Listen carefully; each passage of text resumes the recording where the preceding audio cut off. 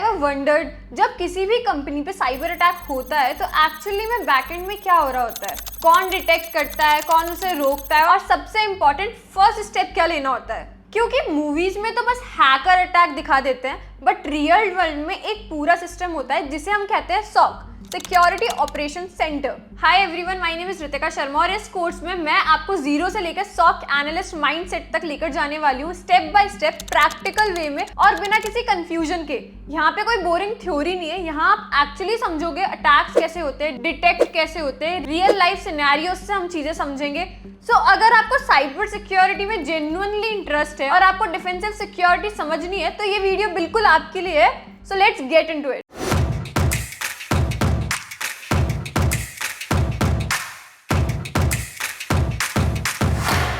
कौन से tool and technologies वो अपनी कंपनीज में यूज करते हैं ताकि वो अपनी कंपनीज को बचा पाए।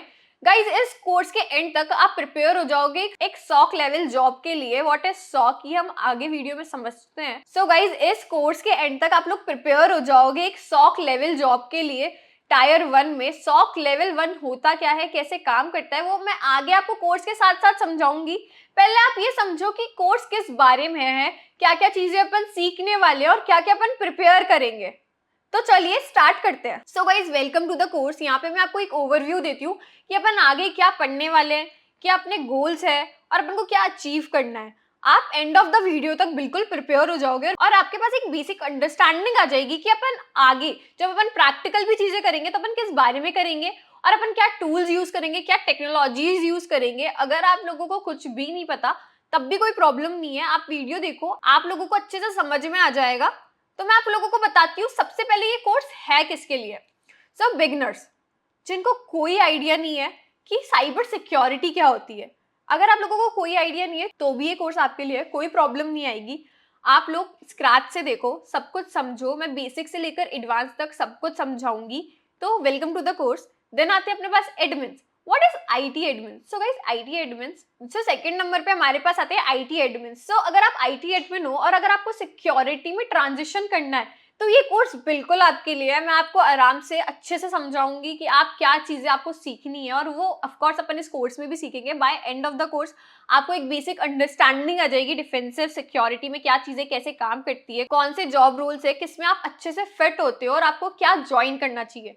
थर्ड अपने पास आते हैं जिन लोगों को ब्लू टीमिंग में जाना है। ब्लू टीमिंग क्या होती है? Of course it is a part of defensive security. Blue teeming क्या होती है? Of course blue teeming defensive security का ही दूसरा नाम है। यहाँ पे आप लोग सीखोगे कि कैसे आप ब्लू टीम में अच्छी पोजीशन पे जा सकते हो, कौन सा जॉब रोल आपके लिए बेस्ट है। सॉक ऑफ कोर्स एक एंट्री लेवल जॉब रोल होता है जो हर ब्लू टीमर अचीव करना चाहता है अगर उसको साइबर सिक्योरिटी में जॉब करनी है। तो वो भी मैं आपको बताऊंगी कि हम वो कैसे करेंगे, कैसे आप लोग वो कर सकते हो। कोर्स गोल अपना ये होगा कि अपन लोगों को सिर्फ थ्योरी नहीं पढ़नी, यहाँ पे अपन लोगों को यहाँ पे हैंड्स ऑन लैब्स करने हैं। सॉक कैसे डिटेक्ट करता है एक अटैक को, कंटेमिनेट करता है, कैसे इन्वेस्टिगेट करता है, वो हम रियल टाइम में देखेंगे टूल्स के साथ। देन अपने पास आउटकम्स क्या आएंगे इस कोर्स को सीखने के बाद। गाइज, आप लोगों को एक प्रैक्टिकल टूल किट तैयार हो जाएगा, आप लोगों को हैंड्स ऑन प्रैक्टिस हो जाएगी कि आपको कौन से टूल्स आते हैं, कौन से टूल्स अभी भी और सीखने हैं। आप लोगों को मैं एक ओवरव्यू दे दूंगी कि जब आप एक रियल ऑर्गेनाइजेशन में काम करते हो तो कैसा उनका इंफ्रास्ट्रक्चर होता है, वो लोग कैसे काम कर रहे हैं, उन लोगों का जो पूरी ऑर्गेनाइजेशन है वो कौन से टूल्स पे स्पेसिफिकली काम करती है। इसमें अपन सारे टूल्स कवर करेंगे, आईपीएस, आईडीएस, सिम, सोर, इन्वेस्टिगेट कैसे करते हैं, इंसिडेंट रिस्पॉन्स कैसे करते हैं। जो वर्ड्स मैंने अभी बोले आप लोगों को लग रहा होगा कि मैं क्या बोल रही हूँ, बिल्कुल टेंशन लेने की बात नहीं है। जब अपन आगे आगे धीरे धीरे बढ़ते जाएंगे तो आप लोगों को ये टेक्निकल टर्म्स आराम से समझ में आने लग जाएंगे और वही असली ग्रोथ होती है। तो अब मैं आप लोगों को बताती हूँ कि आप क्या सीखने वाले हो। Network analysis. अगर आप लोगों को साइबर सिक्योरिटी में ट्रैफिक देखना नहीं आता नेटवर्क का, तो ये एक बहुत बड़ा डिसएडवांटेज है क्योंकि स्टार्ट ही यहाँ से हो रही है हमारी डिफेंसिव सिक्योरिटी। डिफेंसिव सिक्योरिटी में विजिबिलिटी सब कुछ होता है, ठीक है। जो चीजें आप देख पा रहे हो उनको आप कैसे इन्वेस्टिगेट करोगे, कोई भी अटैक हो रहा है तो आप उसको कैसे रोकोगे, उसके लिए आपको क्या आना चाहिए, आपको टूल्स ऑफ कोर्स आने चाहिए। और उसका फर्स्ट पार्ट होता है नेटवर्क एनालाइज करना। आपकी ऑर्गेनाइजेशन का जो नेटवर्क है वो कैसे काम कर रहा है, हर पैकेट, हर कैप्चर कैसे काम करता है, आइडेंटिफाई करना अनोमलीज, उसका एक पैटर्न होता है। फॉर एग्जाम्पल ऐसे समझो कि एक कॉलोनी है, ठीक है, वहां पे बहुत सारे चोर है ना, बहुत सारे इन द सेंस एक टीम है चोरों की जो उस कॉलोनी को टारगेट करती है। अब एक पैटर्न होगा ना उन लोगों का, वो देखते होंगे कि कौन सा घर खाली है, कौन से घर की सिक्योरिटी वीक है, कहाँ पे सीसीटीवी कैमरा नहीं लग रहा, कहाँ पे सबसे ज्यादा डेटा छुपा हुआ है। एक पैटर्न होता है उन लोगों का हमेशा। अगर उन्होंने एक कॉलोनी को टारगेट कर रखा है, हर एक चोरी का एक पैटर्न होगा। वही पैटर्न पुलिस को फॉलो करना होता है, पकड़ना होता है चोरों को। एग्जैक्टली यहाँ पर हम नेटवर्क एनालिसिस करेंगे। कैसे नेटवर्क एनालिसिस करते हैं मैं आप लोगों को समझाऊंगी कि कैसे आप लोगों को पैकेट्स देखने हैं, एग्जैक्टली क्या प्रोटोकॉल्स होते हैं, कैसे अंदर की चीजें काम करती है, कैसे आप डेटा को देख सकते हो, वो मैं आप सबको समझाऊंगी। अब नेक्स्ट अपने पास आता है फायरवॉल, सुरीकाटा या स्नॉट। इन दोनों में से हम एक टूल देखेंगे। मैं आप लोगों को डिप्लॉय करना सिखाऊंगी, कैसे टूल्स लिखते हैं हम ये देखेंगे, कैसे हम अलर्ट चेक कर सकते हैं। अब क्या होता है ना कि फॉल्स पॉजिटिव बहुत ज्यादा आते हैं। What is false positive? False positive मतलब कि अटैक नहीं हो रहा बट उसके जैसे लॉग्स आ रहे हैं। फॉर एग्जाम्पल आपका ही कोई एम्प्लॉई है, उसने आपकी ऑर्गेनाइजेशन के किसी सिस्टम को एक्सेस करा और उसका कोई अलर्ट आ गया। अब जिन लोगों को नॉलेज नहीं उनको लगेगा कि अटैक हो रहा है, अटैक हो रहा है, बट नहीं, जरूरी नहीं है अटैक हो रहा हो। ऐसे बहुत सारे फॉल्स पॉजिटिव्स हैं जिनके लॉग्स टूल्स देते हैं। तो ये टेंशन लेने की बात नहीं है। अपन देखेंगे फॉल्स पॉजिटिव्स को कैसे कम कर सकते हैं, कैसे रूल्स लिख सकते हैं, कैसे आप इंटीग्रेट कर सकते हैं अलर्ट को वर्क फ्लोज में। ये सब चीजें हम देखेंगे। देन अपने पास आता है SIEM SOC operation which is centre of company. अब सेंटर ऑफ कंपनी का मतलब सेंट्रलाइजेशन लॉक सिस्टम होता है। What is SIEM? मैं आप लोगों को इसका डिटेल्ड वीडियो में समझाऊंगी कि सिम और सॉक ऑपरेशंस क्या होते हैं और कैसे काम करते हैं। अभी आप ये समझो कि यहाँ पे हम देखेंगे कि कैसे पूरी ऑर्गेनाइजेशन का इंफ्रास्ट्रक्चर जो है, ठीक है, उसके लॉग्स। What is logs? जो भी नेटवर्क में चीजें हो रही है वो एक जगह आ रही है, ठीक है, और हम एक जगह पर चेक कर सकते हैं कि लॉग्स कैसे काम, कौन क्या काम कर रहा है। अगर कोई अटैक हो रहा है तो हम यहीं पर ही चेक कर सकते हैं, अपन को कहीं जाने की जरूरत नहीं है। यहाँ पे सब कुछ सारा डेटा आएगा। मेन प्रॉब्लम ये है कि डेटा बहुत ज्यादा आता है ना। आपने टूल सेटअप कर लिया, आपने सब कुछ इंस्टॉल कर लिया, सब कुछ डन है, पर डेटा इतना ज्यादा होगा कि आप फिल्टर ही नहीं कर पाओगे कि एग्जैक्टली इसमें अलर्ट के लॉग्स कौन से, इसमें फॉल्स पॉजिटिव कौन से, इसमें अपना काम का डेटा कौन सा है। अपन को वही सीखना है। उसका डेटा अपन मशीन में डालेंगे और चेक करेंगे कि मशीन में एग्जैक्टली हो क्या रहा है। मशीन आप यहाँ पे ये मान लो कि बहुत सारे कंप्यूटर्स जो आपकी ऑर्गेनाइजेशन में है, बट अपन वो अपनी होम लैब में ही कर रहे होंगे। ELK, स्प्लंक, वजू, इन तीनों में से अपन एक सिम अच्छे से एक्सप्लोर करेंगे, अच्छे से समझेंगे कि सिम एग्जैक्टली क्या क्या काम करता है। बहुत सारी नई चीजें सीखने को मिलेगी, तो बहुत मजा आने वाला है। अब इसके बाद आता है incident response. What is incident response? देखो गाइस, कंटेमिनेट स्ट्रैटेजीज, कोई भी अटैक हो गया उसके बाद एग्जैक्टली अपन को कौन से स्टेप्स फॉलो करने हैं, अपन को अपनी टीम से कैसे कोऑर्डिनेट करना है, कैसे अपन अपने सिस्टम्स को बचा सकते हैं, बैकअप एंड एवरीथिंग, वो आती है इंसिडेंट रिस्पॉन्स में। उसके बाद आता है डिजिटल फॉरेंसिक्स, यहाँ पे इन्वेस्टिगेट करना। और इन्वेस्टिगेशन से अपना क्या मतलब है? इन्वेस्टिगेशन से अपना मतलब है कि कोई भी अटैक हो चुका है, ठीक है, उसके बाद वो अटैक हुआ कैसे, अटैकर आपके सिस्टम में आया कैसे, क्या अपने पास बैकअप है, अगर बैकअप नहीं है तो कैसे अपन उसको रिकवर कर सकते हैं, वो सब अपन डिजिटल फॉरेंसिक्स में देखेंगे। देन अपने पास आता है threat hunting. Threat hunting proactive detection में काम करता है। इसका मतलब ये होता है कि हंट करना। What is hunting? हंट ये करना, पहले ही अज्यूम कर लेना कि अपने सिस्टम में कोई तो अटैकर है और वो अपने सिस्टम को एक्सप्लॉइट कर रहा है, ठीक है, उसके हिसाब से एक्शंस लेना, उसके हिसाब से काम करना, ये थ्रेट हंटिंग का एक बहुत इंपॉर्टेंट पार्ट है। प्रोएक्टिव डिटेक्शन क्या होता है ये मैं आपको आगे वाली स्लाइड्स में समझाती हूँ एकदम डिटेल में। अभी ये समझो कि थ्रेट हंटिंग बहुत इंपॉर्टेंट पार्ट होता है और ये आप लोग समझोगे। देन अपने पास आता है vulnerability management. Vulnerability management red teeming का मेन इंपॉर्टेंट पार्ट होता है, बट अपन रेड टीमिंग क्या होती है, ब्लू टीमिंग क्या होती है, मैं अभी यहाँ पे बहुत सारे वर्ड्स ऐसे यूज कर रही होंगी जो आपको मे भी समझ नहीं आ रहे हो। कोई टेंशन की बात नहीं है, धीरे धीरे सब क्लियर हो जाएगा। अभी ये समझो वल्नरेबिलिटी मैनेजमेंट क्या होता है। वल्नरेबिलिटी मैनेजमेंट होता है कि अपन को कोई भी वल्नरेबिलिटी मिल गई, ठीक है, उसको पैच करना, वो अपनी ऑर्गेनाइजेशन को कितना नुकसान पहुंचा सकती है और उसको कैसे अपन को प्रायोरिटाइज करना है। बहुत टाइप की वल्नरेबिलिटीज होती है, कोई बहुत क्रिटिकल होगी, कोई बहुत छोटी सी वल्नरेबिलिटी होगी, बट छोटी सी वल्नरेबिलिटी को भी एक्सप्लॉइट किया जा सकता है। तो उसको कैसे प्रायोरिटाइज करना है, उस पर कैसे काम करना है, वो सब हम कहीं में समझेंगे वल्नरेबिलिटी मैनेजमेंट। अब मैं आप लोगों को बताऊंगी कि आप लोगों को एग्जैक्टली क्या रिक्वायरमेंट है, आप लोगों के पास कैसा लैपटॉप होना चाहिए ये कोर्स को कंटिन्यू करने के लिए। और अगर आपके पास एक अच्छा लैपटॉप नहीं है, जिसमें स्पेस नहीं है या रैम नहीं है, तो अपन चेक करेंगे कि तो मैं आप लोगों को बताऊंगी कि आप कैसे कंटिन्यू कर सकते हो बिना अच्छे लैपटॉप के भी बेसिकली इस कोर्स में। देखो, हार्डवेयर और सेटअप रिक्वायरमेंट्स बहुत सिंपल है। 8 GB रैम और 60 GB प्लस रिकमेंडेड है। क्यों है? क्योंकि अपन को बहुत सारे ऑपरेटिंग सिस्टम्स रन करने हैं, ठीक है। ऑपरेटिंग, अब आप लोगों को लगेगा ऑलरेडी हम विंडो रन तो कर रहे हैं, तो ऑपरेटिंग सिस्टम कहाँ पे रन करेंगे? देखो, it's very simple, multi operating systems run किए जा सकते हैं। उसके लिए अपन को चाहिए होता है एक हाइपरविजर, और वो अपन यहाँ पे यूज करेंगे VM Pro। ये कैसे इंस्टॉल होता है, इसमें अपन कौन कौन से ऑपरेटिंग सिस्टम यूज करेंगे, अगर अपन इसमें विंडोज भी डालते हैं, उबंटू डालते हैं, काली लिनक्स यूज करते हैं, तो उसका सेटअप भी मैं आपको बताऊंगी, तो कोई टेंशन की बात नहीं है। देन अपने पास आता है अल्टरनेटिव। देखो, अब तुम्हारे पास एक अच्छा लैपटॉप नहीं है, कोई दिक्कत की बात नहीं है। देयर वॉज अ टाइम मेरे पास भी एक अच्छा लैपटॉप नहीं था, तो मैं क्या करती थी, मैं अज्योर यूज करती थी। Azure is a cloud platform which provides you, Azure is a cloud platform जो आपको प्रोवाइड करता है क्रेडिट्स। उन क्रेडिट की हेल्प से आप अपने प्रोजेक्ट्स वहाँ पे बिल्ड कर सकते हो, आप बेसिक चीज़ें आराम से सीख सकते हो, और जब वो क्रेडिट खत्म हो जाते हैं तो आपको पे करना पड़ता है और क्रेडिट खरीदने के लिए। बट जितना मैं आप लोगों को यहाँ पे सिखाऊंगी, आपका फ्री क्रेडिट में आराम से काम हो जाएगा। आप वहाँ पे एक स्टूडेंट अकाउंट बनाओ, या फिर आप एक बिजनेस अकाउंट बना सकते हो, वहाँ पे आपको बहुत सारे क्रेडिट्स मिलते हैं। मैंने एक टेनेंट अकाउंट बना रखा था, उससे मेरे पास बहुत सारे क्रेडिट्स थे, मैं अपनी एक ऑर्गेनाइजेशन आराम से बना सकती थी वहाँ पे होम लैब की तरह, तो कोई प्रॉब्लम नहीं आती। और believe me guys, I personally love working on cloud. मुझे तो ऐसा लगता है कि क्लाउड तो बहुत अच्छा ऑल्टरनेटिव है। तो अगर अच्छा लैपटॉप नहीं है तो कोई टेंशन की बात नहीं है, सिंपली अज्योर पे अकाउंट बनाओ, AWS पे अकाउंट बनाओ। AWS पे भी मैंने काम करा है, it is also a good alternative. तो सेम चीजें होगी, सेम चीजें काम करेगी। If I get a time in this course, मैं आपको एक ओवरव्यू दे दूंगी क्लाउड के प्लेटफॉर्म का भी, कि वहाँ पे कैसे आप मशीन बना सकते हो, but it is very simple. आप जब अपना अकाउंट बनाओगे तो ही आपको समझ में आ जाएगा।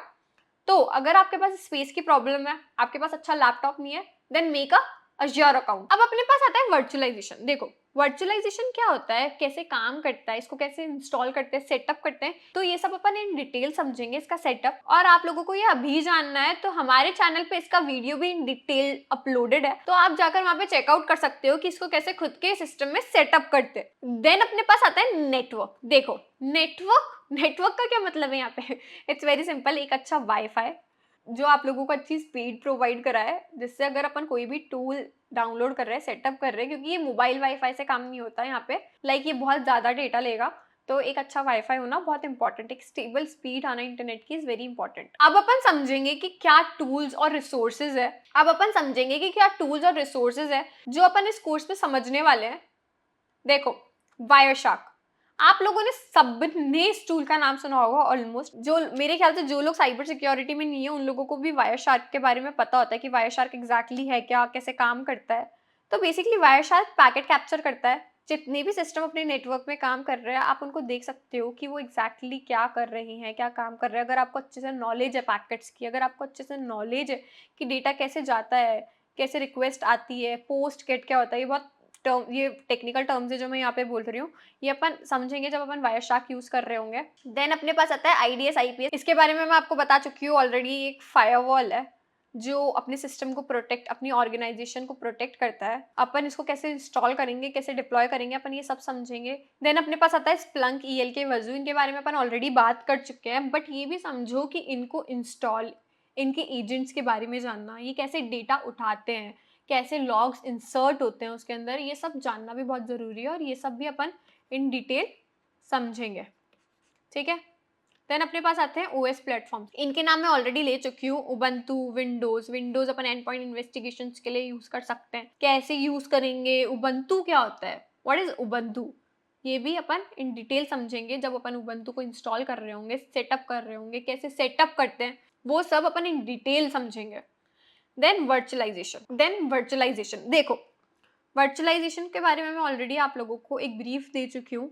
सेम हेयर ओनली, हाइपरविजर, जिसके अंदर बहुत सारे ऑपरेटिंग सिस्टम्स काम करते हैं। जो भी टूल्स अपन इसमें यूज करेंगे, जो भी प्लेटफॉर्म्स मैं आप लोगों को बताऊंगी वो सब फ्री होंगे, कुछ भी पेड नहीं होगा, तो कोई लोड मत लेना। अगर मैं कोई लिंक फॉलो करके कोई चीज़ डाउनलोड कर रही हूँ तो वो लिंक्स आपको कहाँ मिलेंगे? वो आपको डिस्क्रिप्शन बॉक्स में हमारे हर एक वीडियो में मिल जाएंगे। जो भी पर्टिकुलर टूल्स टेक्निक्स में यूज़ कर रही हूँ उसके लिंक्स आराम से आपको वहाँ पे मिल जाएंगे। और बाय चांस अगर कोई मिस हो जाता है तो you can comment down in comment section, हम आपको पर्सनली प्रोवाइड कराएंगे। तो चलो अब अपन देखते हैं कि कोर्स स्ट्रक्चर और डिलीवरी क्या रहने वाली है। देखो देखो गाइस, वीडियो मॉड्यूल्स होंगे, थ्योरी के जो सेशंस होंगे वो थोड़े कंसाइज होंगे, जो प्रैक्टिकल सेशंस होंगे अपन उन पे ज्यादा ध्यान देंगे। Hands on lab, of course ये मैं बहुत बार बोल चुकी हूँ अभी तक, अपन हर चीज देखेंगे, इंस्टॉलेशन से लेकर इन्वेस्टिगेशन तक, कॉन्फ़िगरेशन, सब कुछ प्रैक्टिकल होगा। कैसे करना है वो मैं आपको बताऊंगी। अब अपने पास आती है डेडिकेटेड लैब एक्सरसाइजेस। कुछ लैब एक्सरसाइजेस होगी जो डेडिकेटेडली डिजाइन होगी, एक होम लैब की तरह, एक प्रोजेक्ट की तरह। छोटे छोटे प्रोजेक्ट्स अपन बिल्ड कर सकते हैं। वो अपन कैसे करेंगे, एग्जैक्टली क्या नहीं करना है, क्या स्टेप्स फॉलो करना है, वो सब अपन देखेंगे उन प्रैक्टिकल वीडियोज में, लैब्स में। अब देखो गाइस, किसको बेनिफिट मिलेगा इससे? एग्जैक्टली जो ऑडियंस है जिनके बारे में मैंने पहले भी बताया, इंस्पायरिंग ब्लू टीमर्स, जूनियर एनालिस्ट जिनको ज्यादा नॉलेज चाहिए डिफेंसिव सिक्योरिटी में, जिन लोगों को भी अपना करियर स्विच करना है, बेसिकली आईटी एडमिन जिनको सिक्योरिटी स्किल में अपग्रेडेशन चाहिए, स्टूडेंट्स जो सॉक रोल के लिए प्रिपेयर कर रहे हैं खुद को। देखो जब मैं स्टूडेंट थी, जब मुझे कोई आइडिया नहीं था कि सॉक एग्जिस्ट भी करता है, even though I was in cyber security itself, तब भी मुझे आइडिया नहीं था कैसे ब्लू टीमिंग काम करती है। और ऑनेस्टली बताऊं, मुझे कोई अच्छा कोर्स भी नहीं मिल रहा था, मैंने बहुत सारे रिसोर्सेज से पढ़कर फिर चीजें सीखी थी। आप लोगों को ये प्रॉब्लम ना आए इसलिए अपन इस कोर्स में बहुत सारी चीजें बहुत कंसाइसली समझेंगे, हैंड्स ऑन प्रैक्टिस करेंगे, इसलिए ये कोर्स आप लोगों के लिए बहुत बेनिफिशियल होने वाला है। अब देखो गाइस, ये हेल्पिंग क्यों है, क्यों आप लोगों को सीखना चाहिए? देखो ये यूट्यूब पे एकदम फ्री है, ठीक है, और आप लोगों से कोई पैसे चार्ज नहीं कर रहा। आप लोगों को बस देखना है, सीखना है, प्रैक्टिस करनी है। प्रैक्टिस आप लोगों को खुद करनी है। जब आप प्रैक्टिस करोगे आपको अपने आप चीजें समझ में आने लग जाएगी। डिफेंसिव सिक्योरिटी क्या होता है अपन अंडरस्टैंड करेंगे, बेसिक्स। देखो बहुत सारे लोगों को ऐसा लगता है कि सिक्योरिटी का मतलब ही सिर्फ ये होता है कि भाई ये लोग तो बैठकर अटैक्स को रोक रहे हैं, ठीक है, बट ऐसा बिल्कुल नहीं होता है। देखो अटैकर के बीच में और ऑर्गेनाइजेशन के बीच में एक दीवार होती है, और वो दीवार एग्जैक्टली डिफेंसिव सिक्योरिटी होती है, ठीक है। आपके सिस्टम्स, आपके नेटवर्क्स, आपके डेटा, आपके लोग, सब कुछ कौन प्रोटेक्ट करता है? एक डिफेंसिव सिक्योरिटी की टीम, एक सॉक की team. And it's not a single tool जो आप लोगों को प्रोटेक्ट कर रहा है, it is a whole setup जो पूरी ऑर्गेनाइजेशन को बचा रहा है, ठीक है यहाँ पे। और ये एक कंटिन्यूअस प्रैक्टिस है। जो सॉक टीम होती है वो 24/7 काम करती है। देखो हमेशा सॉक टीम जो होती है ना वो 24/7 काम करती है। क्यों? क्योंकि अटैक कभी भी हो सकता है, तो इनकी शिफ्ट होती है वो डे एंड नाइट में होती है। देखो जो सॉक की टीम्स होती है ना वो 24/7 काम करती है। कैसे काम करती है? डे एंड नाइट की शिफ्ट में। और वो दोनों टीम कंपनी के ऑर्गेनाइजेशन पे काम करती है। अब ये वर्क ही जब 24/7 का है तो ऑफ कोर्स इनका होना बहुत इंपॉर्टेंट है और ये कंपनी को प्रोटेक्ट करते हैं। देखो अब दो पिलर होते हैं डिफेंसिव सिक्योरिटी में। फर्स्ट होता है रिएक्टिव, देन आता है प्रोएक्टिव। रिएक्टिव डिफेंस का मतलब ये होता है कि जब भी कुछ गलत हो चुका है तब आप रिस्पॉन्ड कर रहे हो। बेसिकली अगर आपके घर में आग लग चुकी है तब आप उस आग को बुझा रहे हो, बट सिर्फ इतना काफी नहीं है, राइट? तो मतलब बस इतना काफी नहीं है, राइट? डिटेक्ट करना थ्रेट को, डैमेज देखना, रिकवर करना फास्ट, बट उसके साथ अपन को कुछ ऐसा भी तो चाहिए ना जो इसके साथ कोप अप कर सके। देखो अपने पास है प्रोएक्टिव डिफेंस। प्रोएक्टिव डिफेंस क्या करता है, मतलब अटैक आने से पहले ही उसकी तैयारी कर लो।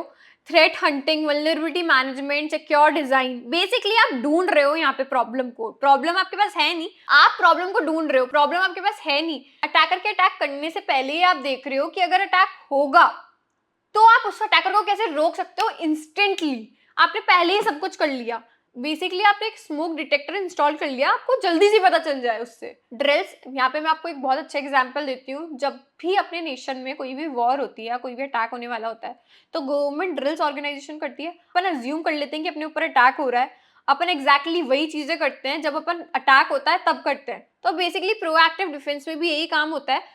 अपन वेट नहीं करते अलार्म टू गो ऑफ, अपन ऑलरेडी प्रिपेयर्ड रहते हैं यहाँ पे। अब देखो गाइस, जो रियल सिक्योरिटी डिफेंडर्स होते हैं ना वो ऐसे ही काम करते हैं। हर रोज उनको रिस्क कम करना होता है, कुछ भी स्लिप थ्रू नहीं हो सकता, उनको बहुत सारी चीजें अज्यूम करनी होती है। और इंसिडेंट रिस्पॉन्स, प्रिपेयर रखना होता है उनको। ऑलरेडी अगर अटैक हो जाए तो कैसे उनको मैनेज करनी है चीजें, वो सब चीजें ऑलरेडी प्रिपेयर करके रखनी पड़ती है। नेक्स्ट अपने पास आता है CIA triad. Guys it is very important. ये तीनों चीजें, इन पे पूरी सिक्योरिटी काम करती है किसी भी ऑर्गेनाइजेशन की।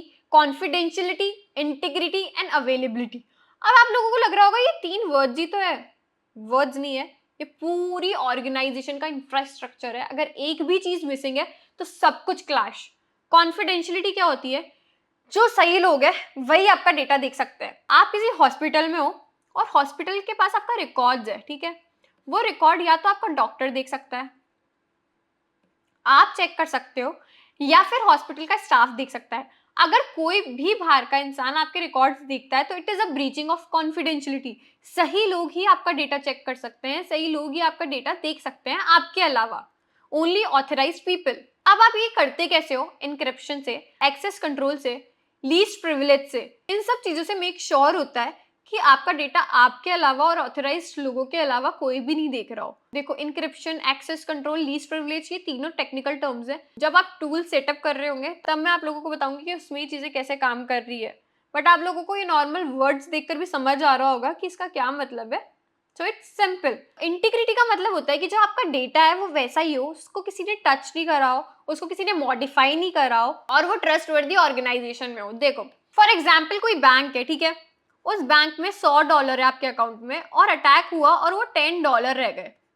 अब ये मॉडिफाई हुआ है, ऑफ कोर्स आपका डेटा ब्रीच है, आपका डेटा मॉडिफाई कर दिया और अथॉरिटीज को पता भी नहीं है। यहाँ पे आपका ट्रस्ट ब्रेक हो गया, और ट्रस्ट ब्रेक होते ही इंटीग्रिटी अपने आप खत्म हो जाती है। जिस मूवमेंट पे आपके डेटा किसी ने मॉडिफाई कर दिया वही मूवमेंट है कि वहीं से आपकी इंटीग्रिटी बिल्कुल खत्म हो चुकी है। देन अपने पास आता है अवेलेबिलिटी। अवेलेबिलिटी मतलब कि जब डेटा एक्सेस करना हो तब अवेलेबिलिटी ना हो तो उस चीज का क्या मतलब है? किसी ऑर्गेनाइजेशन पे अटैक हो रहा हो बट तब भी आप अपना डेटा एक्सेस कर सकते हो, बेसिकली वो बिल्कुल शट डाउन ना हुआ हो, उसका मतलब है कि वो आपके लिए 24/7 अवेलेबल है। इसके बहुत सारे एग्जाम्पल्स है। जीमेल आप कभी भी एक्सेस कर सकते हो, फेसबुक आप अपना अकाउंट कभी भी एक्सेस कर सकते हो। आप नहीं कर पा रहे इसका मतलब है कि वहां पे अवेलेबिलिटी ब्रीच हो रही है। देखो गाइस, इट्स वेरी सिंपल। अगर आपकी ऑर्गेनाइजेशन है, आप बहुत सारे यूजर्स को सर्विस प्रोवाइड करा रहे हो, ठीक है, पर आपकी लापरवाही की वजह से या फिर कोई लूप होल रह गया या कुछ भी, आपकी ऑर्गेनाइजेशन पे अटैक हुआ और उसके चक्कर में यूजर्स को इनकन्वीनियंस हो रही है, तो ये गलती आपकी ऑर्गेनाइजेशन की ही मानी जाती है और वहां पे अवेलेबिलिटी ब्रीच हो जाती है। और कॉन्फिडेंशियलिटी, इंटीग्रिटी और अवेलेबिलिटी, इन तीनों में से एक भी चीज अगर जाती है तो इसका मतलब है कि ये पिलर क्रैश हो चुका है। अगर अवेलेबिलिटी नहीं है तो कॉन्फिडेंशियलिटी और इंटीग्रिटी अपने आप खत्म हो जाएंगे। इन तीनों में से एक भी चीज नहीं होना is a very big red flag for your organisation. और your job as a defender इन तीनों चीजों को चेक करना कि ये तीनों चीजें एक साथ काम कर रही है ना।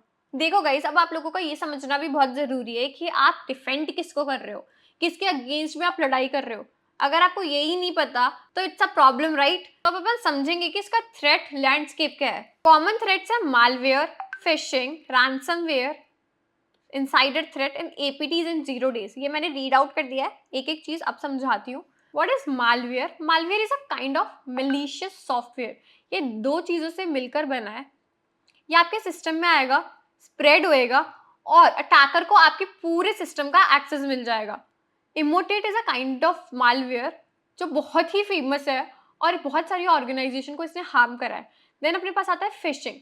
फिशिंग एक बहुत कॉमन मेथड है और 91% यही यूज होता है अटैक्स स्टार्ट करने के लिए। तो अब इसमें किसी कोड की भी जरूरत नहीं है, ये कैसे भी हो सकता है। फिशिंग का मतलब क्या होता है? आपके पास कोई मेल आया बेसिकली और वहाँ पे एक लिंक है और वहाँ पे बहुत अर्जेंसी में लिख रखा है कि click on this link, fill this form, this and that, ठीक है, ये सब चीजें लिखी हुई है और आपने क्लिक कर दिया।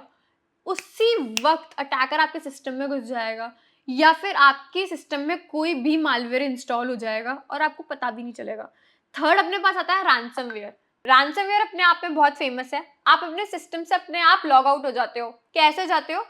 देखो, ये काम ही बहुत धीरे धीरे करता है। अटैकर आपके सिस्टम में जगह बनाता है खुद के लिए। इसका बहुत प्राइम एग्जांपल है WannaCry जो 2016 में हुआ था, जिसने ग्लोबली इफेक्ट करा था बहुत सारी ऑर्गेनाइजेशंस को। अब क्या होता है, आप अपना सिस्टम एक्सेस नहीं कर सकते, आप अपनी फाइल्स नहीं देख सकते और आपको सम अमाउंट ऑफ मनी पे करना पड़ेगा खुद के सिस्टम में जाने के लिए, and it's a very big deal. और वो अमाउंट भी बिटकॉइंस में होता है ताकि आप अटैकर्स को ट्रैक भी ना कर सको। देन अपने पास आता है insider threats. What is insider threat? देखो, ये जो मैं थ्रेट्स बता रही थी अभी तक, ये तो बाहर से आ रहे हैं, राइट? लेकिन इनसाइडर थ्रेट खुद की कंपनी में होते हैं लोग। उन लोगों ने, कोई भी एम्प्लॉई है, वो डेटाबेस में कोई चेंज कर रहा था और उसने कुछ इन्फॉर्मेशन पब्लिकली छोड़ दी कुछ डेटाबेस में, और उसको ये बात पता नहीं है। अब अटैकर ने क्या करा, जब वो चेक कर रहा था तो उसको ये इन्फॉर्मेशन इजीली मिल गई और वो आपके डेटाबेस में घुस गया और चीजें मॉडिफाई कर दी। अब ये तो मैंने एग्जांपल दिया उस एम्प्लॉय का जिसको नॉलेज नहीं थी। कई एम्प्लॉयज होते हैं जो पैसे लेकर आपके सिस्टम का डेटा बेचते हैं या फिर खुद के सिस्टम में किसी भी अटैकर को एंट्री दे देते हैं ताकि वो ऑर्गेनाइजेशन को करप्ट कर सके। ओके, नेक्स्ट अपने पास आता है एपीटीज इन 0 डेज। एपीटीज इन 0 डेज वल्नरेबिलिटीज होती है जो 0 डे में मिलती है, बेसिकली कि उनका कोई पैच नहीं बना होता है, 0 डे को एक्सप्लॉइट कर दिया, उसका कोई पैच भी नहीं बना था। इसके बारे में ऑलमोस्ट रोज गूगल पे आर्टिकल्स आते हैं। अगर आपको इस पर बहुत ज़्यादा इंटरेस्ट है तो आप गूगल पे भी इनके आर्टिकल्स चेकआउट कर सकते हो। आप देख सकते हो कि रोज कौन सी वल्नरेबिलिटी फाउंड हो रही है 0 डे में, या लेटेस्ट क्या एक्सप्लॉइट आए थे जिनको अटैकर्स ने एक्सप्लॉइट करके ऑर्गेनाइजेशन को हार्म करा। देखो गाइस, आप सबको एक साथ डिफेंड नहीं कर सकते। आपको फोकस करना पड़ेगा कि मोस्ट लाइकली कि आपको क्या हिट कर रहा है। आपको अंडरस्टैंड करना पड़ेगा उसका इम्पैक्ट और क्या प्रिवेंशन है, क्या डिटेक्शन है, और आप अपने एम्प्लॉयज को कैसे ट्रेन कर सकते हो अकॉर्डिंगली ताकि आप इन सब चीजों से बच पाओ। ठीक है, और रियल डिफेंडर का काम यही होता है। अब ये समझना बहुत जरूरी है कि किस टाइप के अटैकर्स होते हैं जो ऑर्गेनाइजेशन को टारगेट करते हैं, क्यों टारगेट करते हैं, उनका मोटिव क्या होता है, इंटेंशन क्या होता है। पहले मैं आप लोगों को बताती हूँ टाइप ऑफ अटैकर्स।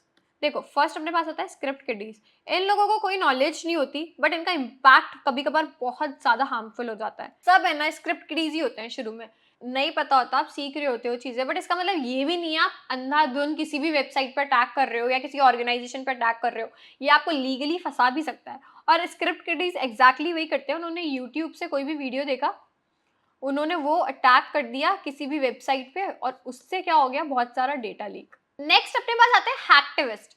हैकटिविस्ट बहुत ही इंटरेस्टिंग टाइप के अटैकर होते हैं। बेसिकली ऐसे समझो कि ये उनका एक रिबेल करने का तरीका है गवर्नमेंट के साथ या किसी भी ऑर्गेनाइजेशन के साथ। उनको फाइनेंशियल गेन की कोई इतनी नहीं पड़ी होती है, उनको ये होता है कि उनकी बात सब सुने, उनका जो पॉइंट ऑफ व्यू है वो देखे, और ये होता है उनके अटैक से, उनकी जो आइडियोलॉजी है वो उनके बताने का तरीका होता है। वो टारगेट करेंगे वेबसाइट को, उन पर अटैक करेंगे, उन्होंने क्या गलत चीजें करी है उनको लोगों तक पहुंचाएंगे, डेटा लीक करेंगे और एम्बैरेस करेंगे अपने टारगेट को। उनको फाइनेंशियल गेन की इतनी कुछ नहीं पड़ी होती, उनका मेन पर्पस यही होता है कि वो खुद की बात रखना चाहता है गवर्नमेंट के सामने, कॉर्पोरेट के सामने, जो भी उनकी ऑर्गेनाइजेशन है, उनको एम्बैरेस करना चाहते हैं उनके खुद के किए पर। नेक्स्ट अपने पास आते हैं cyber criminals. Of course cyber criminal का मेन चीज ये होती है कि उन लोगों को पैसा चाहिए होता है। वो ऑर्गेनाइजेशन का डेटा हैक करते हैं, उनकी वेबसाइट हैक करते हैं, डेटा लीक करते हैं और उससे पैसा कमाते हैं।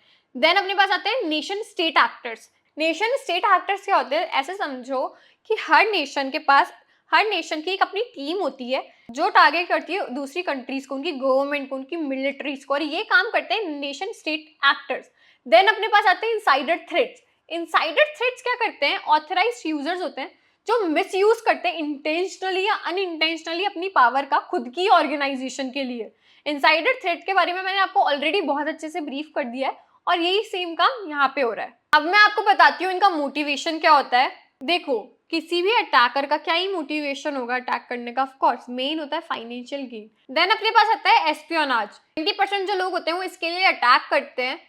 ये अटैक कौन करते हैं, हैकटिविस्ट। देन अपने पास आता है डिसरप्शन।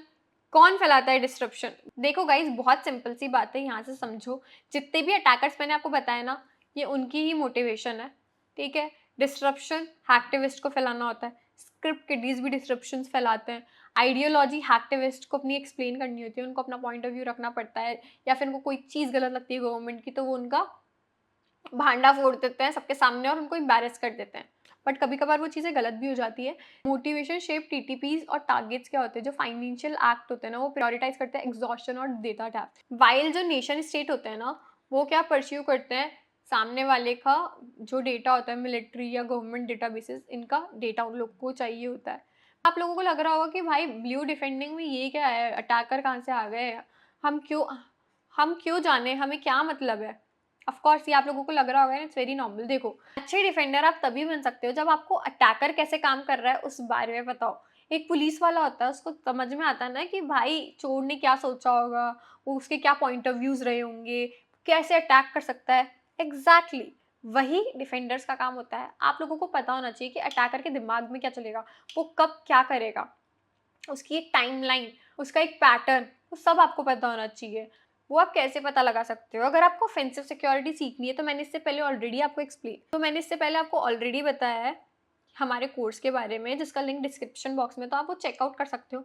वहाँ पे offensive security step by step आपको अच्छे से सिखाई जाएगी, तो आपको कोई चिंता करने की ज़रूरत नहीं है। अगर आपको इसके बाद ऑफेंसिव सिक्योरिटी में इंटरेस्ट हो, तो आप वहाँ से सीख सकते हो। और believe me guys, defensive security अगर आपको आती है, तो आपको ऑफेंसिव सिक्योरिटी आना भी बहुत इंपॉर्टेंट है। आपको पता होना चाहिए कि एक अटैकर का माइंडसेट कैसे काम करता है। देखो guys, why defenders are always playing catch up, single weakness, exploit and pivot, continuous defence. जो अटैकर होता है उसको तो बस एक मूवमेंट चाहिए, एक वीकनेस चाहिए, और वो सिस्टम के अंदर। लेकिन जो डिफेंडर होता है उसको सारी चीजें देखनी पड़ती है कि कोई लूप होल तो नहीं है जिससे अटैकर आपकी ऑर्गेनाइजेशन में आ जाएगा।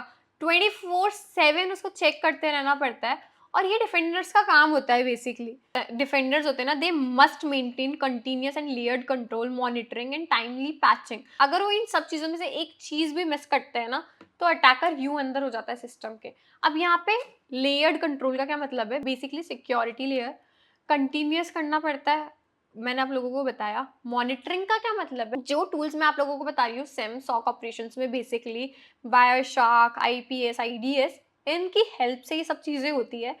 जो सॉक एनालिस्ट होते हैं वो आप लोगों को हमेशा एक सिम, मतलब उनका घर होता है बेसिकली, वो वहाँ पे हमेशा आपको लॉग देखते हुए मिल जाएंगे, ट्रायज बनाते हुए दिख जाएंगे, पैटर्न फिगर आउट करते हुए मिल जाएंगे। बेसिकली वो उनका 24/7 का घर है। देखो, डिफेंडर्स के लिए कॉम्प्लेक्सिटी एनवायरमेंट्स होता है, 0 डे वल्नरेबिलिटीज होती है, और ये सब इंस्टेंट हो रहा है, सब उनको इंस्टेंटली पता चल रहा है। तो ऑफकोर्स उन लोगों को अटैकर से ज़्यादा दिमाग लगाना पड़ेगा खुद की ऑर्गेनाइजेशन को सेव करने के लिए। इसलिए मैंने बोला था कि आप लोगों को ऑफेंसिव सिक्योरिटी का भी आइडिया होना चाहिए। ऐसा नहीं है कि बिल्कुल एकदम परफेक्टली आनी चाहिए, but you have to have that idea. अब अपने पास आता है कि डिफेंडर का माइंडसेट क्या होता है। इसका ब्रीफ मैं आपको ऑलरेडी दे चुकी हूँ। अज्यूम करके रखो आपकी ऑर्गेनाइजेशन में ब्रीच ऑलरेडी हो रखा है। अगर ब्रीच होता है तो आप कैसे काम करते हो, कैसे आप चीजें हैंडल करते हो, वो सब यहाँ पर आती है। Think like an attacker. देखो, threat modelling, adversary evolution, purple team exercises. Purple team exercise क्या होती है ये अपन इन डिटेल आगे समझते हैं। अभी ये समझो कि एक पाथ जो होगा, जो रियलिस्टिकली अटैक करेगा, तो वो कैसे होगा, आप कैसे कंटेमिनेट कर रहे हो, वो सब आपको ऑलरेडी पता होना चाहिए। डिफेंस इन डेप्थ, देखो, प्रिवेंशन, डिटेक्शन, रिस्पॉन्स, ये सब चीजें आनी चाहिए। And point, network, application and data layers, ये सब डिफेंस के पार्ट है। ये सब आपको प्रैक्टिकली आप कैसे अप्लाई कर सकते हो अपनी ऑर्गेनाइजेशन में आना चाहिए। Then continuous improvement. देखो, रोज कुछ ना कुछ नई चीजें साइबर सिक्योरिटी में आ रही है। Cyber security is the most growing industry in the market right now. रोज नई चीजें आ रही है, रोज नए टूल्स आ रहे हैं, रोज नई वल्नरेबिलिटी आ रही है, ठीक है। तो automation, playbook, post incident lessons, last time जो अटैक हुआ था उससे सीखकर आपने क्या इंप्रूव करा खुद की ऑर्गेनाइजेशन में, ये भी मैटर करता है, right. Culture, processes matter. Invest in telemetry, automation, एक स्किल्ड स्टाफ हायर करो अपनी ऑर्गेनाइजेशन में, ये बहुत इंपॉर्टेंट है। स्किल्स आप इस कोर्स से गेन कर रहे हो, आप एक इंटरव्यू को क्रैक कर लो इस कोर्स के बाद, आराम से आप इतने प्रिपेयर हो जाओगे। देखो गाइस, practical controls and priorities, identify करो endpoint detection, EDR, patching, vulnerability management, network segment and least privilege. अब ये समझाती हूँ ये क्या होता है। ये टॉप प्रायोरिटीज होती है technically. Multi factor authentication, MFA की फुल फॉर्म, मतलब कि अगर कोई एम्प्लॉय या कोई यूजर है जो ऑथराइज्ड है, वो भी अगर अपना सिस्टम एक्सेस कर रहा है, तो उसको एमएफए क्रॉस करना पड़े। बेसिकली उसने पासवर्ड यूज करा, उसके बाद उसके फोन पे ओटीपी आ रहा है, और उसके बाद वो एक्सेस कर पा रहा है खुद का अकाउंट। आप ये देखते होंगे अपनी जीमेल अकाउंट में, या फिर आपका कोई ऑफिस अकाउंट भी है उसमें भी, ठीक है। देन अपने पास आता है एंड पॉइंट डिटेक्शन। ये भी बहुत इंपॉर्टेंट पार्ट है। इसके टूल्स क्या होते हैं, ये कैसे काम करता है, जब अपन सिम समझेंगे उसमें अपन देखेंगे। देन अपने पास आता है पैचिंग एंड वल्नरेबिलिटी मैनेजमेंट। कोई भी वल्नरेबिलिटी मिली, ठीक है, वो क्रिटिकल है, वो बिगनर लेवल है, बेसिकली स्मॉल बिग, कोई सी भी वल्नरेबिलिटी है उसको पैच करना बहुत इंपॉर्टेंट होता है। ये सोचना सिक्योरिटी में ये चीज़ें काम नहीं करती कि इसको बाद में करते हैं, सब कुछ ऑन पॉइंट होता है। देन अपने पास आता है network segmentation and least privilege. Network बहुत बड़ा होता है, उसके सेगमेंटेशन करना बहुत इंपॉर्टेंट होता है, उसको वेरीफाई करना, उसको कैसे, नेटवर्क को आप कैसे अंदर से देख सकते हो, अपन सीखेंगे लेकिन आप कैसे करते हो ये बहुत इंपॉर्टेंट है। लीस्ट प्रिविलेज मैं यहाँ पे ऑलरेडी समझा चुकी हूँ। देखो, लीस्ट प्रिविलेज का मतलब होता है कि कोई भी अकाउंट है, सिर्फ और सिर्फ एक दो लोग, जैसे एडमिन अकाउंट होता है, ऐसा नहीं कि कंपनी में आपने सबको उसका आईडी क्रेडेंशियल्स बांट रखे हैं, नो। एक दो जने जो मोस्ट ऑथराइज्ड है, मोस्ट रिस्पॉन्सिबल है, उनको देखकर रखो, क्योंकि कहीं ना कहीं से डेटा लीक हो ही जाता है। देन अपने पास आती है operational priorities, threat hunting, telemetry engineering, incident response playbook. Basically जब भी अटैक हो गया तो उसके बाद के क्या स्टेप्स होंगे, अवेयरनेस, फिशिंग सिमुलेशंस, अपनी ऑर्गेनाइजेशन में एम्प्लॉयज़ को अवेयर करना, नॉन आईटी डिपार्टमेंट को भी अवेयर करना साइबर सिक्योरिटी के अटैक्स के बारे में। अगर अटैक हो गया आपके सिस्टम में और आपके पास कोई अवेलेबल नहीं है तो आपको कैसे कंटेमिनेट करना है वो आपको पता होना चाहिए। बेसिकली बेसिक्स क्लियर होने चाहिए। Then supply chain and risk management, इसके पार्ट्स होते हैं जो मैं आप लोगों को समझाऊंगी। देखो, prioritise high impact low effort controls first. Low effort controls क्या होते हैं, जिसमें जिसमें बहुत सारे टूल्स नहीं लग रहे। बेसिकली MFA यूजर्स के लिए ये बहुत आसान है। ऑफकोर्स फोन पे OTP आएगा, बट कोई और उनका अकाउंट एक्सेस कर रहा है और उनके पास OTP आ रहा है, उनको पता चल जाएगा कि उनका अकाउंट कॉम्प्रोमाइज हो रहा है। 5 building detection and response maturity to handle. अब देखो क्या मतलब है, एक डिटेक्शन एंड रिस्पॉन्स बनाना, हैंडल करने के लिए सफिस्टिकेटेड थ्रेट अटैक्स। जो अटैक्स है उनको कौन हैंडल करेगा, कैसे हैंडल करेगा, कैसे वो डिटेक्ट होंगे। अटैक होने से पहले ही डिटेक्ट हो जाना, मतलब वो आपके सिस्टम में आया ही है और वो ब्लॉक हो गया अपने आप। ऐसा हो सकता है, ये पॉसिबल है। कैसे, जब हम प्रैक्टिकल करेंगे उसमें समझाती हूँ। सो गाइस, अब अपने पास आती है red teaming and blue teaming. These are two different parts of cyber security itself. देखो, हर एक डोमेन के सब पार्ट्स होते हैं और ये इस डोमेन के सब पार्ट्स है, red teaming and blue teeming. मैं आप लोगों को समझाती हूँ कि एग्जैक्टली होती क्या है दोनों, और ये दोनों कैसे डिफरेंशिएट करती है और अपने डिफेंसिव सिक्योरिटी से क्या मैच करता है। अपने पास पहले आती है रेड टीमिंग। सो गाइस, अब अपन इनका ओवरव्यू लेते हैं। देखो, रेड टीमिंग का सिंपल मतलब होता है ऑफेंस एंड ब्लू टीमिंग का होता है डिफेंस। तो अब आपको इनका नाम सुनकर समझ में आ गया होगा कि अपन किस साइड है। ऑफ कोर्स अपन डिफेंसिव की साइड है अभी, बट ऑफेंसिव क्या होता है ये समझना बहुत इंपॉर्टेंट है ये सीखने के लिए, इसलिए मैं आप लोगों को ओवरव्यू दे रही हूँ। तो देखो, जो ऑफेंसिव सिक्योरिटी होती है वो सिमुलेट करती है रियल वर्ल्ड अटैक, बेसिकली जो हैकर्स होते हैं, ठीक है। जितने भी मैंने टाइप ऑफ अटैकर्स बताए थे वो सब कहाँ पे लाया करते हैं, रेड टीमिंग में। जितने भी अटैक्स होते हैं वो कहाँ पे लाया करते हैं, रेड टीमिंग में। रेड टीमिंग के कुछ प्रोसेस होते हैं, वो प्रोसेस आपको मैं नेक्स्ट समझाती हूँ। अभी तुम ब्लू टीमिंग का ओवरव्यू लो। देखो, अभी तक अपन ने जितनी भी बात करी है ना डिफेंसिव सिक्योरिटी की, वो सब ब्लू टीमिंग में लाया करता है। देखो, ऑपरेट करना, मॉनिटर करना, डिटेक्ट करना, कंटेमिनेट करना एंड देन रिकवर करना, ये सब अपन अभी तक जान चुके हैं और ये सब कहाँ पे लाया कर रहा है, ब्लू टीमिंग में।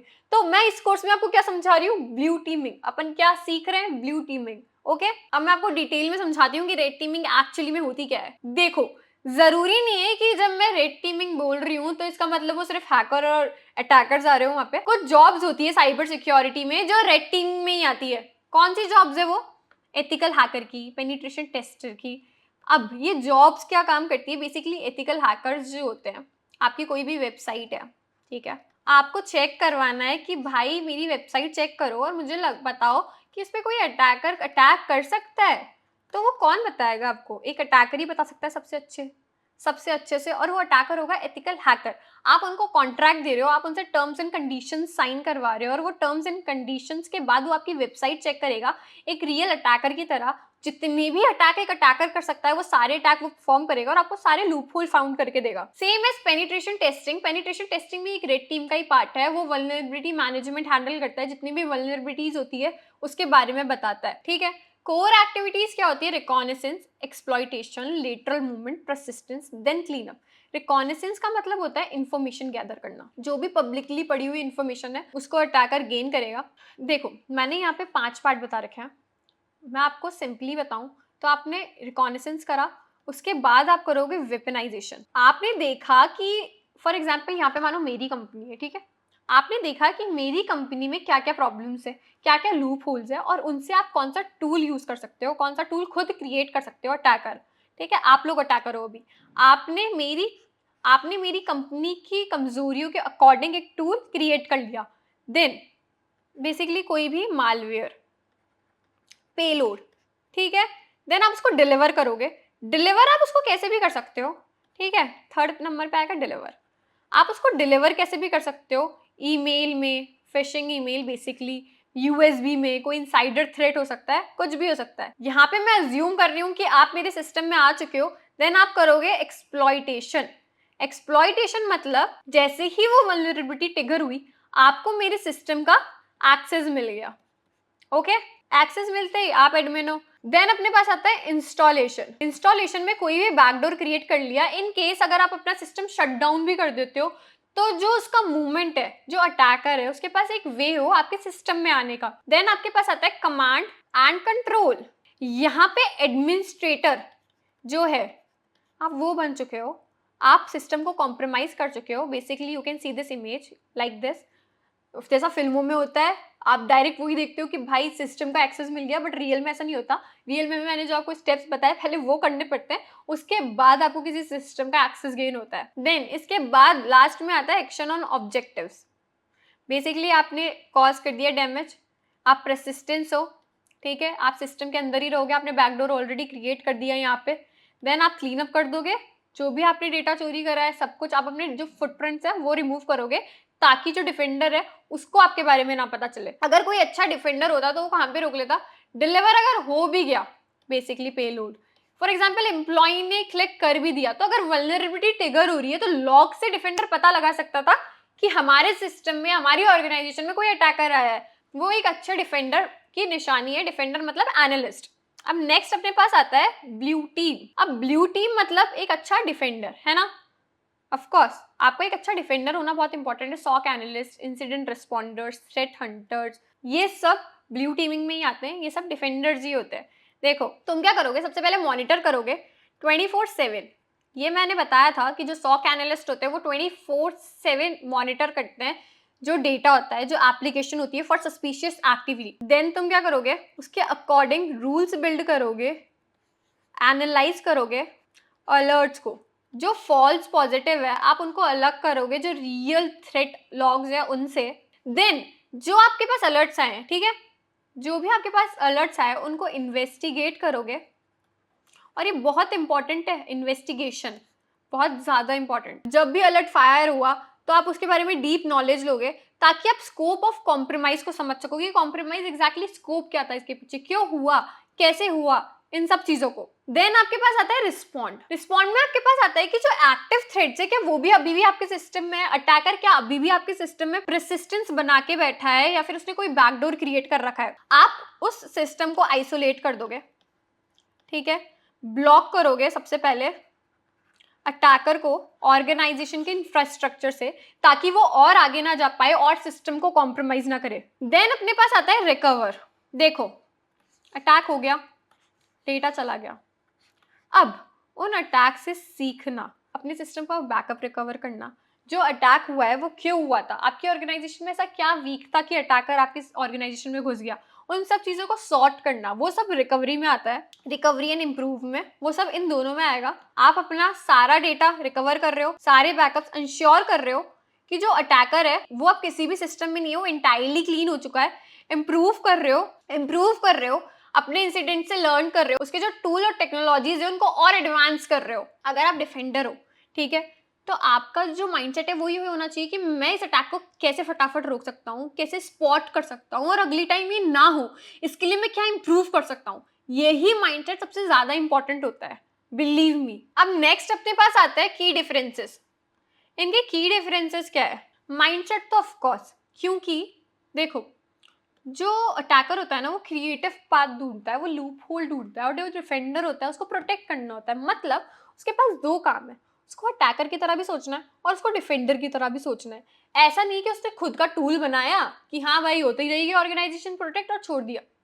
उसको देखना है, हमेशा सोचते रहना है कि क्या मैं कर सकता हूँ और इम्प्रूव, अटैकर ना आए, या फिर अटैकर का माइंडसेट क्या होगा अगर आ भी गया हो तो। कैसे बचाना है। ऑफ कोर्स दोनों के माइंडसेट अलग है। इनका जो प्राइमरी पॉइंट होता है अटैकर्स का वो होता है एक्सप्लॉइट करना गैप्स को, और जो ब्लू टीमिंग का होता है वो डिटेक्ट करना और स्टॉप करना क्विकली जो भी अटैक हुआ है उसको। देन अपने पास आता है टूल्स। देखो टूल्स में exploits, C2 frameworks, social engineering, ये सब आती है। जो इनके टूल्स है रेड टीमिंग में उसमें सब आता है, exploits, C2 framework, social engineering.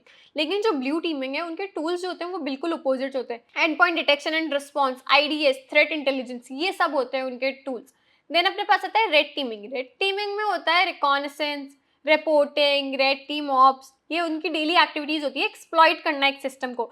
लेकिन जो ब्लू टीमिंग होती है उनकी जो डेली एक्टिविटीज होती है वो अलर्ट ट्रायज को देखना, हंटिंग करना, पैचिंग करना, प्लेबुक ड्रिल्स देखना, ये सब उनका डेली का काम होता है। डेली वो खुद की ऑर्गेनाइजेशन को कैसे इंप्रूव कर सकते हैं ये उनका रोज का काम है। अब मैं आप लोगों को बताती हूँ रेड टीम और ब्लू टीम मिलकर क्या बनता है। मिलकर वो बनती है purple team, bridging offence and defence. देखो ये एक सेपरेट टीम नहीं है, ये दोनों ने मिलकर एक टीम बनाई है जो ऑर्गेनाइजेशन की सिक्योरिटी बहुत स्ट्रॉन्ग कर सकता है। क्या होता है structured collaboration between red teaming and blue teeming जो डिटेक्ट करता है कोई भी अटैक पैटर्न। बेसिकली ये रेड टीम करती है, वो ब्लू टीम वालों को फीडबैक देती है कि भाई तुम्हारे इंफ्रास्ट्रक्चर में तो ये चीजें वीक थी और मैं आराम से घुस गया। तो फीडबैक के अकॉर्डिंग जो ब्लू टीमर्स होते हैं वो इंप्रूव करते हैं खुद का इंफ्रास्ट्रक्चर, राइट। अब इन दोनों के कोलैबोरेशन से एक बहुत अच्छा आउटकम आता है। आप आराम से एक अच्छा टूल बिल्ड कर सकते हो, आप आराम से एक बहुत अच्छा टूल बिल्ड कर सकते हो। जो ब्लू टीमिंग है वो सीखती है कि एक्चुअली अटैक कैसा लगता है जब अटैक होता है। ठीक है, कोई नई ऑर्गेनाइजेशन है, उनको नहीं पता, उन पर कभी कोई अटैक नहीं हुआ, बट इस एक्टिविटी से वो आराम से जान सकते हैं जब अटैक होगा तो उनके टूल्स कैसे काम कर रहे हैं, उनकी प्लेबुक्स काम भी आ रही है, जो उन्होंने इंसिडेंट रिस्पॉन्स बिल्ड कर रखा है वो इतना इफेक्टिव भी है। वो आइडेंटिफाई कर सकते हैं जो ब्लाइंड स्पॉट है डिटेक्शन के लिए, मतलब जिन स्पॉट्स के बारे में अपन सोचते हैं कि नहीं भाई यहाँ पे तो क्या ही डिटेक्ट करेंगे, यहाँ पे तो कुछ भी नहीं होगा, बट इस एक्टिविटी से उनको पता चल जाएगा कि नहीं ये स्पॉट भी इंपॉर्टेंट है। वैलिडेट करना कि जो एक्सपेंसिव सिक्योरिटी टूल्स उनकी कंपनी ने ले रखे हैं वो क्या सही काम भी कर रहे हैं, वो उनके काम भी आ रहे हैं, जो उनका मोटिव है वो पूरा भी कर रहे हैं। देखो गाइस जो मेच्योर ऑर्गेनाइजेशंस होती है ना वो पर्पल टीमिंग यूज करती है खुद के सिक्योरिटी सिस्टम को इम्प्रूव करने के लिए। ऐसा नहीं है कि भाई वो अटैक करवा रहे हैं, मतलब ये क्या कर रहे हो तुम लोग, टाइम वेस्ट, नो। ये एक बहुत इंपॉर्टेंट फैक्टर है और वो ये यूज करते हैं खुद की ऑर्गेनाइजेशन को प्रूव करने के लिए। सो गाइज अब अपने पास आता है introduction to MITRE attack framework. So guys देखो मीटर अटैक क्या होता है। जो मीटर अटैक होता है वो एक ग्लोबल नॉलेज बेस है जो अटैकर्स का जो बिहेवियर है उसको कैटलॉग करता है, उसके बारे में बताता है। देखो जो अटैक की फुल फॉर्म होती है यहाँ पे वो क्या होती है, adversarial tactics, techniques and common knowledge. ये क्या करता है, ये फ्रेमवर्क 3 लेयर्स में काम करता है और अटैकर्स को समझता है। सबसे पहले अपने पास आता है टेक्टिक्स। टेक्टिक्स मतलब कि अटैकर का गोल क्या है। देखो initial access, for example attacker को सबसे पहले सिस्टम में आना होता है, बेसिकली किसी भी घर में जाना। जो चोर का मोटिव होता है वो यही होता है, राइट। उसके बाद अपने पास आती है टेक्निक्स। अब टेक्निक्स क्या होता है कि गोल अचीव करने के लिए कौन सा मेथड यूज करना पड़ेगा। टेक्निक्स में वो बताएगा फिशिंग, जिससे वो अचीव कर सकता है गोल। बेसिकली उसने कोई भी लिंक भेजा किसी एम्प्लॉय को, अगर उस एम्प्लॉय ने उस लिंक पे क्लिक कर दिया तो वो सिस्टम के अंदर चला जाएगा, राइट। तो these are the techniques. Then आता है प्रोसीजर्स, स्पेसिफिक थ्रेड ग्रुप का exact implementation. Basically APT29 it is a kind of threat group. तो ये किस तरह फिशिंग ईमेल भेजता है। अब ये मैटर क्यों करता है, देखो ये स्टैंडर्डाइज्ड लैंग्वेज है जो अपन को बताती है कि एक अटैकर किस तरीके से सोचता है जब वो अटैक करता है। ये एक स्टैंडर्डाइज्ड लैंग्वेज है जो अपन को बताती है कि अटैकर किस तरीके से सोचता है जब वो अटैक करता है, उसका जो थिंकिंग ऑफ वे होता है वो क्या होता है। और ये मीटर अटैक फ्रेमवर्क पूरा वर्ल्ड फॉलो करता है। अटैकर के बिहेवियर को समझाना, डिटेक्शन रूल अपन इससे बना सकते हैं, और जो थ्रेट इंटेलिजेंस है उसमें भी अपन को काफी हेल्प करता है। देखो गाइस जो डिफेंडर्स है उनको प्लेबुक्स बनानी पड़ती है इंसिडेंट रिस्पॉन्स के लिए, और जो ये मीटर अटैक है, ठीक है, ये अटैकर्स की प्लेबुक है जिसको आप फॉलो करके इंसिडेंट रिस्पॉन्स के लिए बहुत सारे अटैक्स के लिए प्लेबुक बना सकते हो। इसलिए मीटर अटैक इतना इंपॉर्टेंट है। अब अपने पास आता है कि जो ब्लू टीमर्स है वो कैसे यूज करते हैं मीटर अटैक फ्रेमवर्क को। देखो फर्स्ट नंबर पे अपने पास आता है मैप डिटेक्शन टू टेक्निक्स, ठीक है, मतलब अपने जो डिटेक्शन कवरेज है उसको वैलिडेट करना है। एग्जाम्पल, आपके पास एक सुरीकाटा रूल है, सुरीकाटा अपना फायरवॉल है, उसको अपन डिटेल में टेक्निकली कैसे काम करता है, कैसे अपन इंस्टॉल करते हैं वो अपन समझेंगे। पहले ये समझो आपके पास सुरीकाटा है, सुरीकाटा आपके पास यहाँ पे फायरवॉल है, ठीक है, वहां पे आपने रूल लिख रखा है कि जो फिशिंग है इसका आईडी होती है T1566, ठीक है, उसको डिटेक्ट करता है वो रूल। पर आपके पास क्रेडेंशियल डंपिंग को डिटेक्ट करने का कोई रूल नहीं है, इसकी जो आईडी होती है वो होती है T1003। अब रिजल्ट क्या होगा, एक कवरेज गैप आ जाएगा। अब इसके लिए आपको रूल बनाना पड़ेगा। चलो देखो, जो डिटेक्शन मैपिंग है वो सबसे ज्यादा यहाँ पे उसका जो बार है सबसे ज्यादा हाई है, इसलिए ही है, और जो थ्रेट हंटिंग है उसका मीडियम है।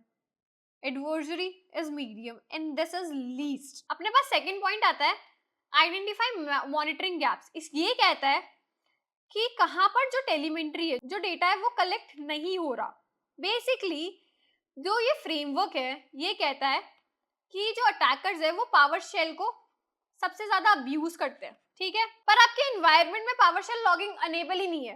एक्शन ये होगा कि जो आपके पावर शेल लॉगिंग है, ठीक है, उसका डेटा अनेबल करो ताकि वो आपके सिम में जाए। बेसिकली जो उसके लॉग्स है वो आप देख सकते हो अपने सिम के अंदर। देखो, मैंने सब बोला कि जो पावर शेल है उसको सबसे ज्यादा अब्यूज कर रहे हैं, लेकिन अगर उसके लॉग्स अपने सेंट्रलाइज सिस्टम में नहीं जाएंगे, अपने सिम में नहीं जाएंगे, ठीक है, सिम जो सेंट्रलाइज टूल होता है अगर उसमें नहीं जाएंगे तो अपन को डिफेंडर को पता कैसे चलेगा कि भाई इनकी ऑर्गेनाइजेशन पे अटैक हो रहा है?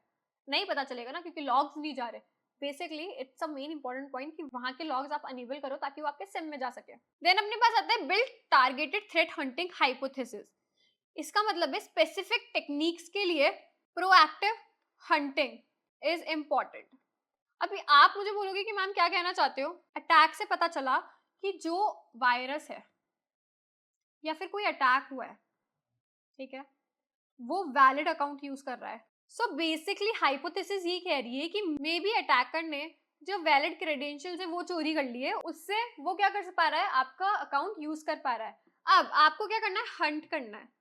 हंट का मतलब क्या होता है गाइस, ढूंढना कि अनयूजुअल लॉगिन्स, अनयूजुअल टाइम क्या है। देखो ऑफिस का टाइम क्या होता है 10 से 7, ठीक है, अब रात के 12 बजे रशिया से लॉगिन हो रहा है, कैसे हो रहा है, आपका अकाउंट वहां से कैसे लॉगिन हो सकता है? एग्जैक्टली यही हंटिंग होती है, आपको पता लगाना है कि एग्जैक्टली क्या टाइमिंग, क्या जियो लोकेशंस, क्या पैटर्न बना है जिससे ये अटैक सक्सेसफुल हुआ है। देन अपने पास आता है प्रियोरिटाइज करना मिटिगेशंस। देखो कौन से अटैक सबसे डेंजरस है, पहले उनको डिफेंड करो। Basically T1486 it is a ID.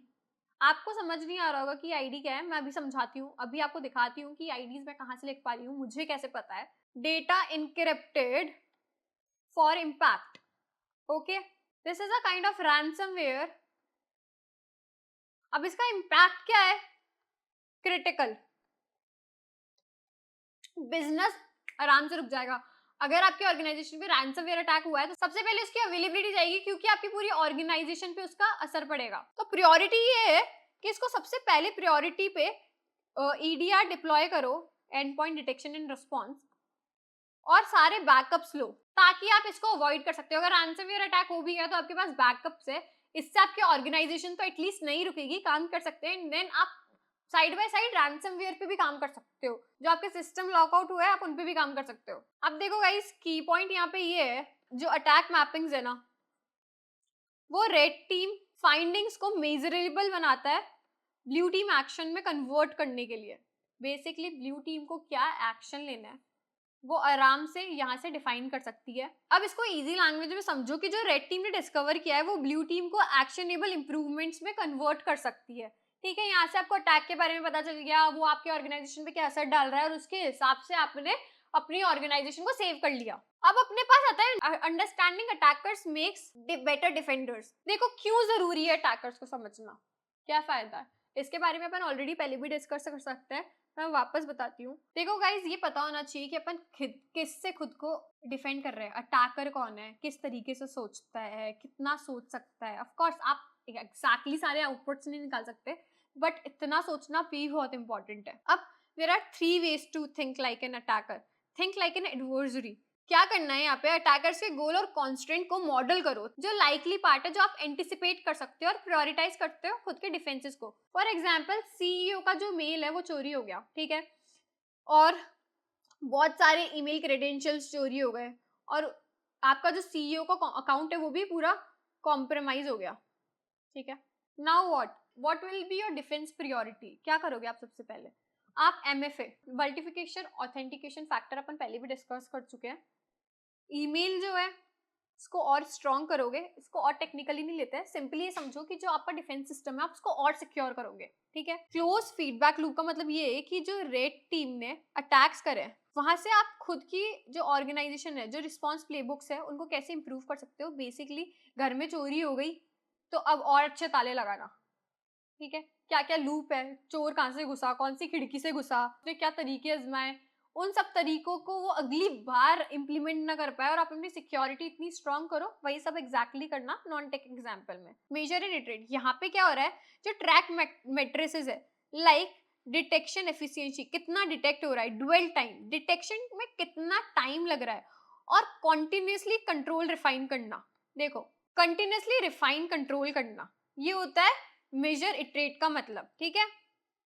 इसमें सब आता है, डिटेक्शन, आप कितना टाइम ले रहे हो, रेस्पॉन्स, ये सब कुछ किस में आता है, मेजर एंड इटरेट में। अब अपन देखते हैं कि अपने क्या टेक अवेज थे, ठीक है, और अपने क्या नेक्स्ट स्टेप होंगे। देखो, कॉम्प्लीमेंट्री रूल, जो रेड होता है ब्लू होता है, दोनों इंपॉर्टेंट है, और दोनों जब मिल जाए most powerful security organisation build कर सकते हैं। Use attack, MITRE attack framework का यूज करके अपन प्रायोरिटाइज कर सकते हैं कि कौन सा अटैक सबसे पहले अपन को कंटेमिनेट करना है, बेसिकली उसके लिए डिफेंस सिक्योरिटी सिस्टम स्ट्रॉन्ग करना है, कौन सा सेकंड नंबर पे, कौन सा थर्ड नंबर पे। देन उसके बाद आता है पर्पल टीमिंग। पर्पल टीमिंग में अपने पास आ रहा है जो प्लेबुक से अपन वो बिल्ड कर सकते हैं, अपनी जो टेलीमेंट्री है। पर्पल टीमिंग मतलब जो रेड टीम है उसने अटैक करा, उसने फीडबैक दिए ब्लू टीमिंग को, और उसने इंप्रूव करा खुद की ऑर्गेनाइजेशन को अकॉर्डिंग टू द फीडबैक्स, और इससे क्या होगा, इंप्रूवमेंट्स अपने आप होंगे। देन अपने पास आएगा मेजर प्रोग्रेस। देखो guys, mean time to detect, mean time to respond, detection, ये सब टेक्निकल टर्म्स है, थोड़ा बाद में समझ में आएगा, बट अभी ये समझो कि बेसिकली हम कैसे डिटेक्शन में इंप्रूव कर रहे हैं, रिस्पॉन्स में इंप्रूव कर रहे हैं, वही मेन पार्ट है, और इसको और डिटेल में अपन आगे समझेंगे। सो आज के लिए बस इतना ही। अगर आप लोगों को ये वीडियो अच्छा लगा हो तो आप मुझे बताओ कि आपका बेस्ट पार्ट कौन सा था, आपका सबसे फेवरेट पार्ट कौन सा था, कमेंट सेक्शन में मुझे वो जरूर बताओ, और कोर्स में बने रहो एंड तक, ताकि आप एटलीस्ट सॉक लेवल 1 जितनी नॉलेज गेन कर सको। और अगर आप लोगों को ये वीडियो हेल्पफुल लगा हो तो वीडियो को लाइक करो, चैनल को सब्सक्राइब करो, और नेक्स्ट वीडियो का वेट करो। तब तक के लिए take care, thank you so much for watching.